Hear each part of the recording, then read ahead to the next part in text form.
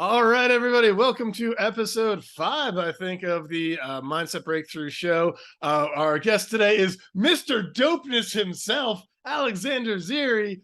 So Alex, we used to work together at London Real. I wrote copy for them. Alex was head of product development, and so we collaborated on a bunch of stuff over like 2 years or so.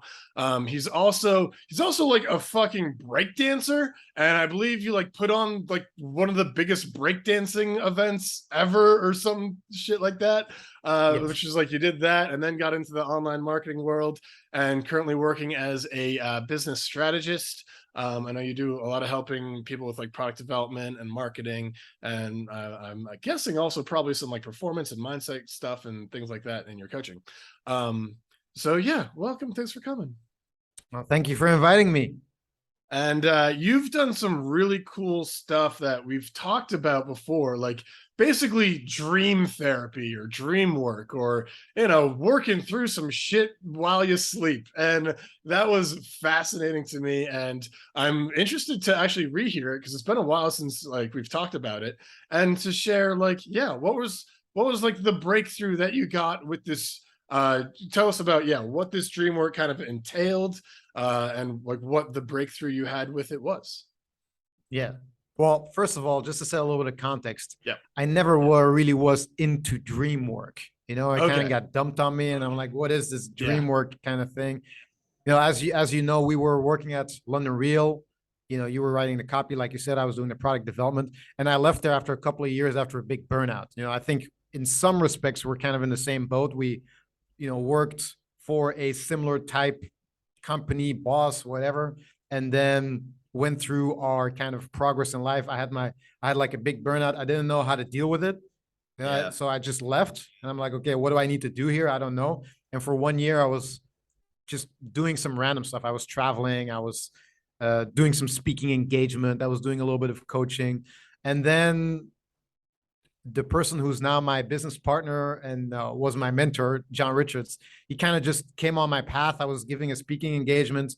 He liked it. He invited me to a little retreat session that he was doing for one day.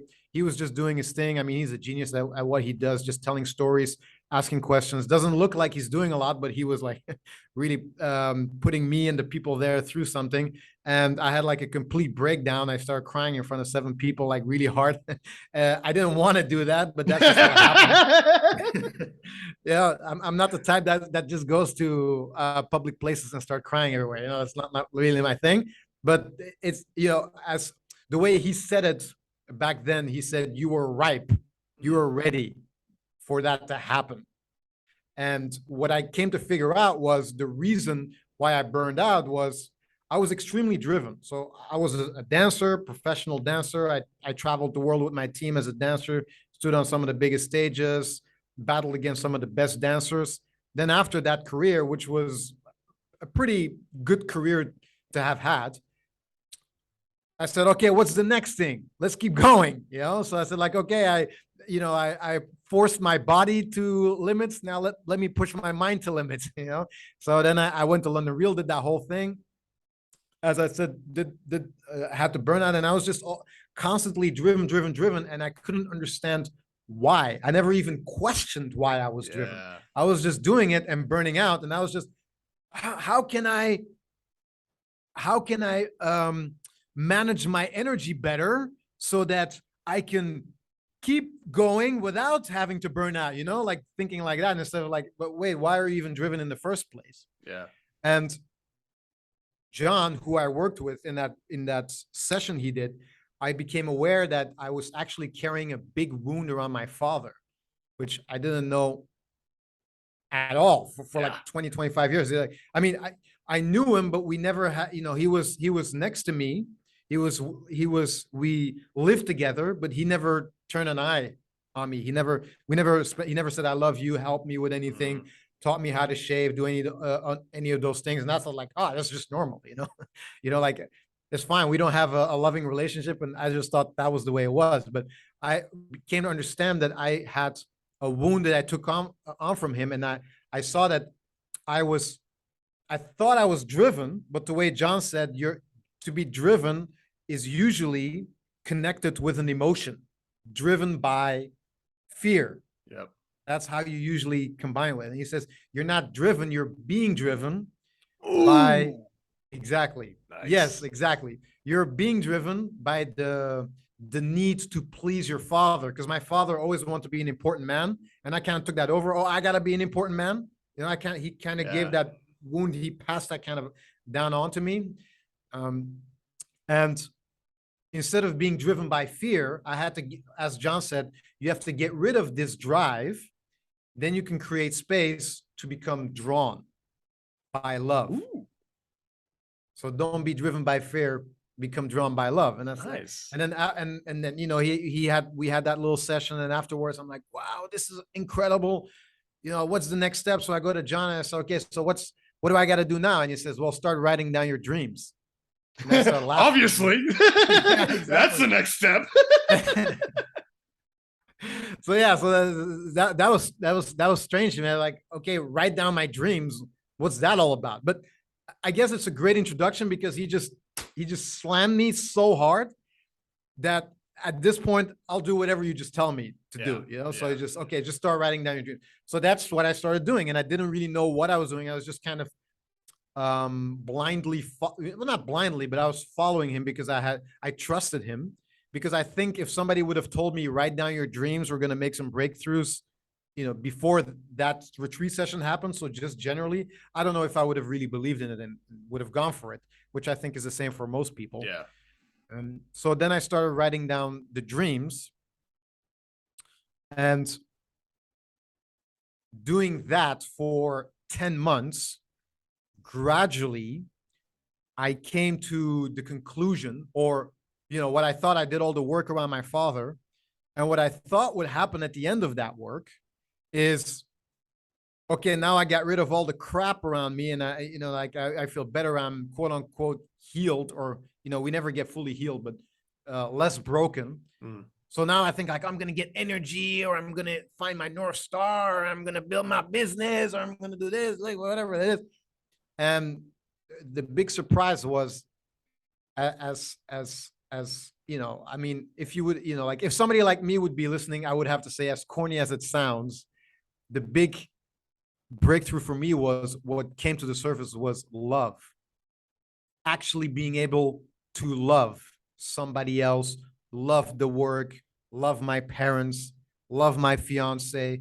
I always liked my partners and my friends and people around me, but I never really loved them or attached to them. And I didn't really understand it because I never had it when I was a child, or, I never had that deep love, the way that, like the emotional love, like, hey, I love you. Hey, come here. Like, I never had that. So Like it because was I more never of a had it, I was never able feeling, to. like Sorry? like like it was just more like a strong feeling that you felt later on, like that love that you didn't feel before. You like, were you just kind of realizing like, oh, I'm only like connecting on this like not as deep level, and then like you felt that love, or like how did you kind of notice this difference? Well, I guess love on the surface is all about you and all about your needs and your Mm, wants. It's, okay. oh, I want to feel loved. I want this person to like me. And yeah, I'll give a little bit back and all that. But true love is not about you anymore. It's Yeah. about Okay. taking responsibility and putting your own needs aside so you can be a gift for other people in their lives. Fuck yeah.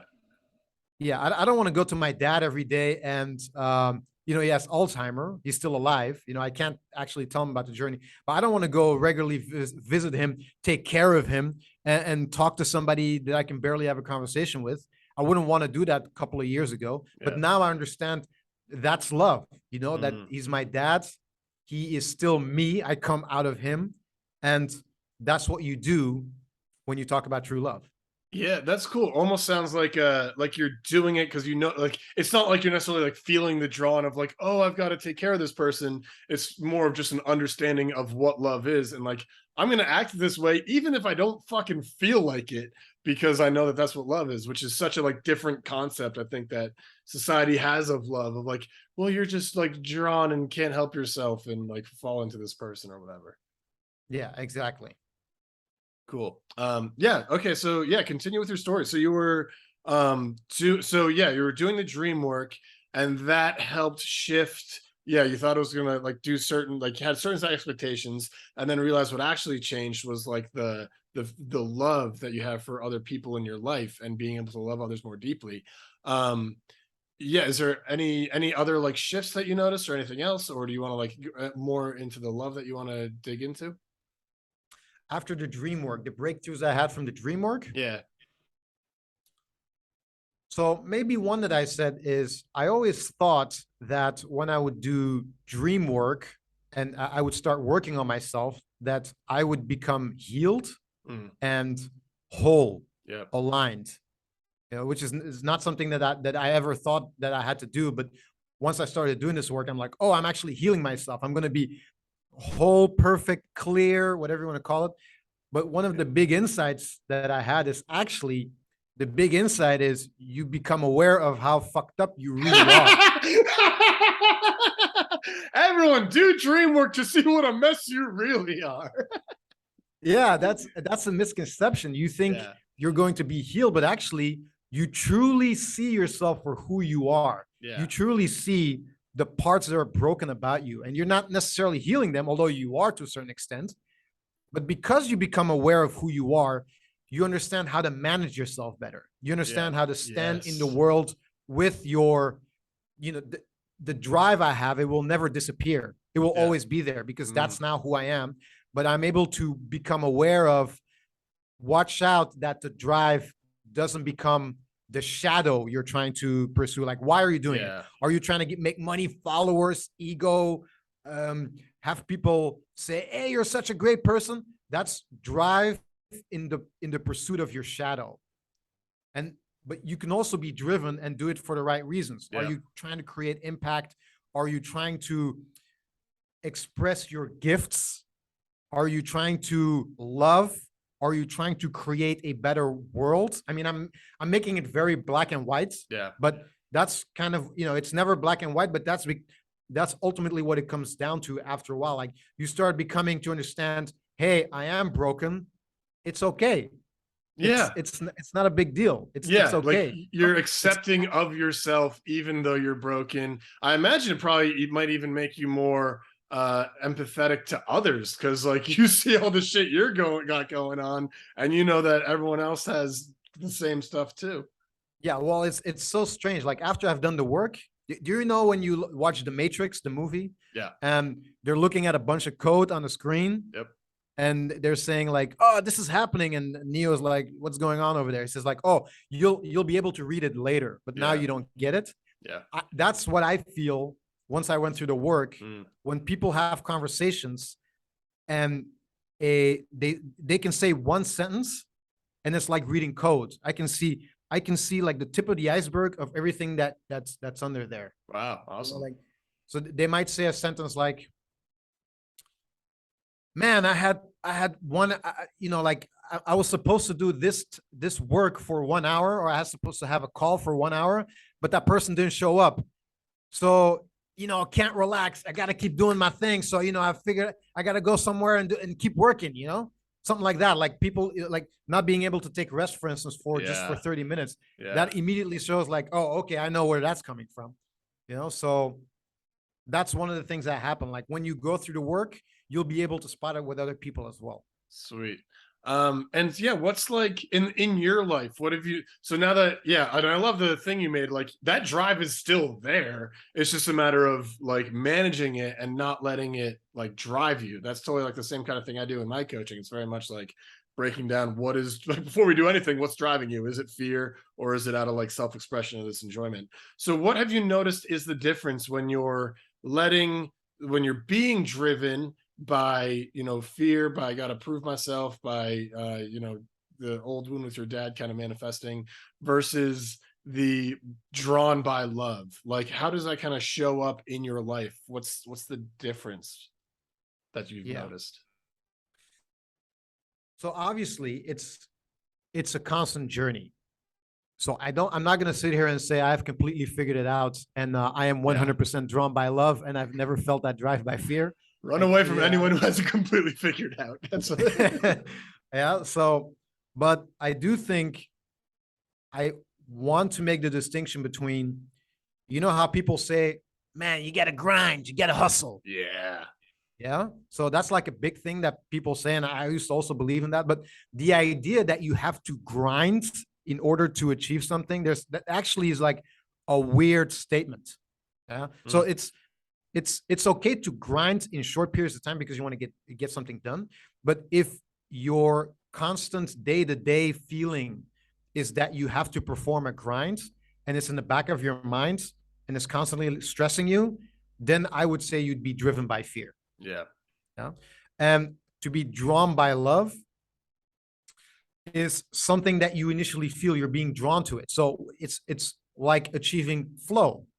When you're doing the Sweet. work, it's enjoyable. It's you're in the moment, you're doing it, and afterwards it's giving you a good feeling. So a good example would be, for instance, for me, if I got to write a lot of copy, for instance, for a long time, that feels like drive to me. At the end, I'm like, oh, I'm so tired. Yeah. When I do a coaching session and I can feel the breakthrough on the call, and someone's like, wow, or you can feel them getting emotional, or afterwards they had a really great experience. And I can feel that most probably it would have only been me through my gift that would have been able to create that connection in that moment with that person. And I can feel the gratitude on the other side. Then I feel, hey, I'm doing something right here. I'm being drawn Sweet. to love by a certain extent. Yeah, I love that. That was a huge revelation for me of realizing, like, or even like, you kind of can be like grinding, but it doesn't feel like it. Like, yeah, you can be working hard and working a lot, but when it's like something that you're drawn to, like you're saying, like it's fun, it's energizing at the end. Yeah. Or it, like, if it's tiring, it's like in that good tiring of the, like, I just had an amazing workout and now I'm like just a lump on the log, but it feels fantastic. Yeah. Versus like, yeah, when you're like driven by fear and in that grind, it's just like it's a So slog, and afterwards you're just like, I don't even want to talk to anyone. Everything's stupid. yeah, exactly. So yeah, and one thing I want to add to that is Mm. the way I figured it out, or the way you figured it out, is to stop and reflect on it, to listen to your consciousness, Nice. to Yeah. take time for it. And I constantly do that. I feel that I was talking to John about this recently, is when I did the work, and this is now, how long has it been now? When I did that work, it was about 4 years ago. I thought after I did this work, bam, I'm healed. Life is going to start now. You know, like it's all going to be roses and whatever. And actually, I did the work. I know I did the right thing, but it didn't immediately shift for me as in Mm. like, oh, now everything is perfect and is the way it's supposed to be. But what I did saw is that every 6 to 12 months, my life slowly got better and better.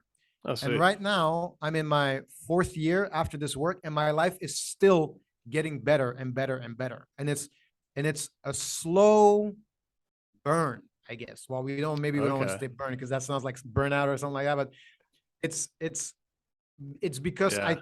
you constantly. So you know the story of Exodus from Moses. Something about leaving Egypt So, for 40 yeah, days. exactly. So very quickly. So the story is very quickly. He goes. He's experiencing tyranny. And he breaks his shackles as a slave. He goes into the desert for X amount of years, and then he's into the promised land. Mm-hmm. Yeah? So the big story, because why that story resonates so much, is that when you break free of tyranny, you do not immediately get to the promised land. You have to pass through the desert Mm. before you find the promised land. Nice. Yeah. And that's the big reason why a lot of people do not want to let go of their beliefs, because they know subconsciously, if I let go of these beliefs, how bad they might be, even if they fuck me up, if I'm going to let go of them, I'm going to have to go through the desert and be Yeah. lost. And that sounds even worse than taking on these quote unquote not so great beliefs. Yeah. It's like, this is what I know and I'm comfortable. It's like the devil you know, at least, kind of thing. Of yeah, that's a great insight. I love that. So yeah, Yeah. so just to round that up. So finding the difference between driven by fear, drawn by love. If people listen to this, Yeah. they're doing therapy or they're considering doing therapy or dream work or anything that gives them a breakthrough, they will find that breakthrough. They will find some type of enlightenment or illuminate some path of their shadow or something like that. But then the path to finding the right way, it's normal that you feel lost or that you have to cross a desert. And the way that I manage this is every time when I feel that drive or that pain or I'm not sure, is to stop everything I'm doing and truly reflect on it and listen to my consciousness. And if you do that over and over and over and over and over again, you will start listening to the tide of the sea. You know, it's like it's like John says. John Richards, the guy I work with, he says, you swim to the islands. You're constantly swimming to the islands because you're working, and then you think you will arrive to paradise. But at a certain point in our life, it's like we pass the island and we look, and it seems like we're looking back and we're swimming away from the island, and maybe we're in the current. And we start understanding that, well, maybe that swimming, that drive is not the way to go. Maybe you need to start listening to the tide. Yeah. And stop what you're doing so you can listen to where the tide is veering you towards. Yeah. And then you swim with the tide. But how do you do that? If you've never listened to the tide, how do you do that? You need to practice that. You need to constantly stop, listen to the tide, and then you will become better and better at it. And then it will slowly shift you in the right direction. Yeah. And listen to the tide. I mean, that sounds like kind of like getting quiet, listening to yourself, your intuition. Is that kind of what you mean, or something else? Exactly. Yeah. Okay. Listen to your intuition. Sweet. Cool. So we're getting about at time, but I just want to hear more of like the actual process of dream work. So like you're recording your dreams, like, and then what? Are you being the lucid in your dreams and using them to do things? Are you talking about the dreams with John and you're learning what they mean and untangling things? Like, what's that process actually? What was that process like? Yeah. So in the beginning, you start writing down your dreams. And just like anybody will say, well, I don't remember my dreams. Yep. It's very normal. Nobody remembers their dreams because it's like riding a bike that you've forgot how to ride. So what will happen is you will write down you just keep pen and paper next to your bed, and you start writing down whatever comes to mind the next morning, even if it's just one sentence. And then you will see that your dream recall will go up super fast. Yeah. In 2 or 3 nights or 2 or 3 times you had dreams, it will become extremely more, the clarity will go up very fast. You keep writing down your dreams and you're trying to look for a significant dream. So not every dream is significant. You have some dreams that are just processing what you went through the day. You start writing down your dreams, and then you have like, oh my God, I had this dream that, I had sex with this office worker. Does this mean I want this woman now? What does this mean? Oh no, no, that is not what that means. Sometimes it's just something that happens and you're just processing it. But once in a while, you will feel when you have a significant dream, because when you have a significant dream, you feel the emotion. You feel a stronger sense of fear, isolation, rage, depression, sadness, joy, whatever it is. That usually comes to a significant dream. Or when you repeatedly have a similar dream with a certain pattern or archetype that comes back, but in a different form, then that's also a significant dream. So you write down that significant dream. And then especially in the beginning, you want to have somebody who helps you interpret it. Because in the beginning, you will not be able to interpret it. Yeah. I didn't know how to do that. And what a dream usually is, it is a symbolic representation of something your consciousness is trying to say that has been suppressed for many years. Because it's been suppressed for so many years, it doesn't come out clear in the way that it should come out. Like, hey, this is what I'm trying to say to you, is almost never how it comes out. It comes out in symbols. By the way, I didn't invent this. A lot of this comes through the workings of Carl Jung. Once you said shadow, that was my guess. Sorry? Once you said shadow, that was my guess. Yeah. Yeah, exactly. So a lot of this is based on his work, or is at least an interpretation and advancement from his work. So he talks about this. Freud talks about it in a different sense. But so you write down the dreams, significant dreams, and your subconscious cannot never lies. Yeah. So in your awareness in day-to-day life, we can tell ourselves whatever we want to believe. We can say, hey, I want to make a lot of money. I want to become an important person. I want to become the next president of the States or whatever. But your subconsciousness, it always reveals the truth. Mm. And Mm. and when you write down your dreams, the great thing about Dreamwork, why I absolutely love it, is when you tell somebody this is your wound and you should work on yourself, you're being driven by fear. They're gonna be like, yeah, whatever. But when you have a dream about it and then you interpret it like these symbols mean this, you're like, damn, well, I had the dream, so it must be true, right? So you write down the dreams, and then I had John who helped me interpret it. He helped me interpret it, and he would guide me along. And the important thing about dreams is that it's an exploratory process. Mm. It's not a 1, 2, 3. This is the formula for success. Blah blah blah blah blah, which is very transactional. Yeah. And which is what we're used to in the West and in the modern world. And sometimes you need that type of mentality or framework in order to achieve, for instance, business success or athletic success. But when we're talking about consciousness, awareness, dreams, emotions, wounds, you cannot just have a clear-cut process, and the person interpreting your dreams should be walking with you, not telling you this is how it is. Mm. Because if the person next to you is saying, hey, I have the answer, this is how it is, it's probably not true. Yeah. Yeah. Yeah, because only you can figure it out. But the person next to you, they can only guide you and move you along the way. Oh, wow. So what you do is you take the dream means something. For instance, you see your father being angry in a certain part of the house where you used to grow up in. And then you need to take that and you need to start journaling about it and start looking for the pain. Mm. Yeah. So it's like when you go to the doctor and you say like, hey, my arm is hurting. You say like, okay, does it hurt here? No. Yeah. Maybe here. No. Over here. Oh yeah, it hurts there. Okay, now we're gonna go deeper here. Yeah. So you're trying to find where those wounds and pains are. And then what I had to do is I had to find those emotions and let them out, whether they was through crying or through slaying the dragon by imagining I would be fighting with my father or slaying him or whatever might come to mind. I would want to reenact or act or express those emotions. And that is truly doing the work. Just writing down a dream and then having somebody says, this means the dream, that's nothing. That's just a start. Yeah. It's the gateway.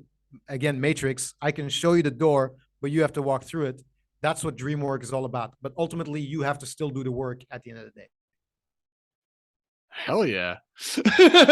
That's really cool, man. That's and like it sounds so like exciting, and it's also like, yeah, like the way you describe it is kind of like that desert of like, yeah, no, you gotta feel this shit like to work through it and get it out of there. That's cool. And yeah, that makes a lot of sense because yeah, those emotions and stuff just get trapped in us for quite some time. Well, sweet. That's awesome. Yeah, is there anything else you want to share about your experience before we go? I think that was a good note to end on. Hell yeah, I think so too. Cool. So if people are like, Dziri's amazing, I want to be in his life, how do they find you? Where do they go? Yeah, you can just find me on my website, www.alexanderdziri.com. I have a couple of podcasts there. Sweet. Or you can just find me on Facebook, Instagram, LinkedIn. There's not a lot of Alexander Dziris out there. There's me. There's one guy who works at NASA. Just pick the other guy. So yeah, there you go. The non-NASA one. Cool. Yeah. And I know you are doing work, like you're kind of doing some like collaborative stuff with John. So yeah, if people are interested in pursuing this more, kind of staying in your right, following you could be a way to find out about that stuff. Is that correct? Well, yeah, I would say just send me a message. I have a retreat that I'm doing next year and a couple of them that are on the way. You can find that on the website. But if you have any questions or interest, just send me a message. Sweet. Yeah. And then John, let's give him a plug too. Where does he, where's what? What's John his website? John is the ultimate, how you say, is the ultimate the ultimate guy who doesn't want to be contacted. You know, like he's the Nice. guy behind the scenes. So yeah, you can just find him on John Richards. Actually, if I can give him something, if you're interested in some of his work, he made an amazing piece of content called The Stages of Spiritual Growth, or the 4 stages. So if you look for John Richards Stages of Growth, he has an amazing 30-minute podcast that will tell you more about the things that we're talking right now. It's not about Dreamwork, but it'll be in the same kind of playing field that we're talking about right now. Okay, awesome. Thank you.